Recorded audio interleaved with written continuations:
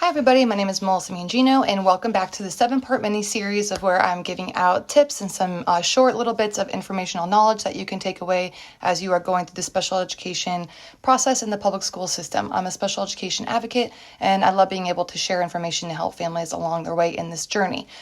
So point for today, what we're going to be going over in this short episode is the most important part of an IEP.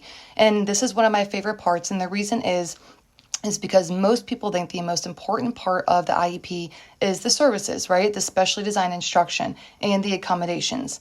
Now, when you're looking about what the services and accommodation provide for your child, yes, without those services and without those accommodations, your child is probably going to be not making the growth that you would like them to see.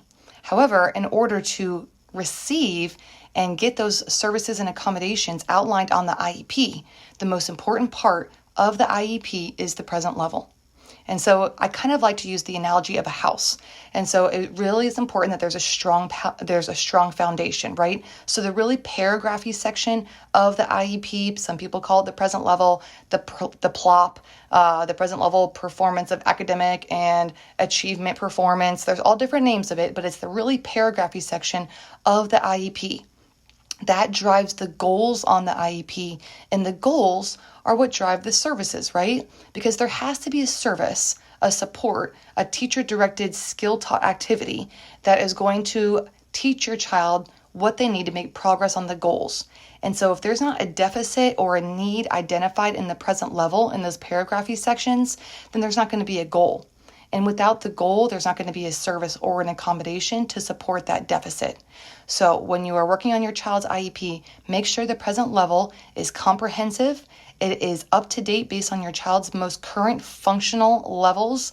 And that includes everything. So make sure it includes behavior, communication, executive functioning concerns, academics, and make sure the academics are all areas, not just where they're failing.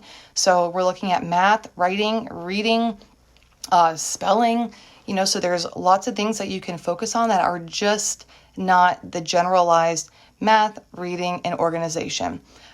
So remember, make sure the present level is comprehensive, robust, and current. And from there, you're going to develop your goals, which then drive your services and your accommodations. So I hope this is very helpful.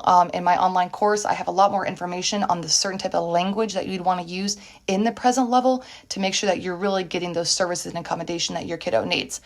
So I'll see you on the next mini episode, and I will thank you for coming.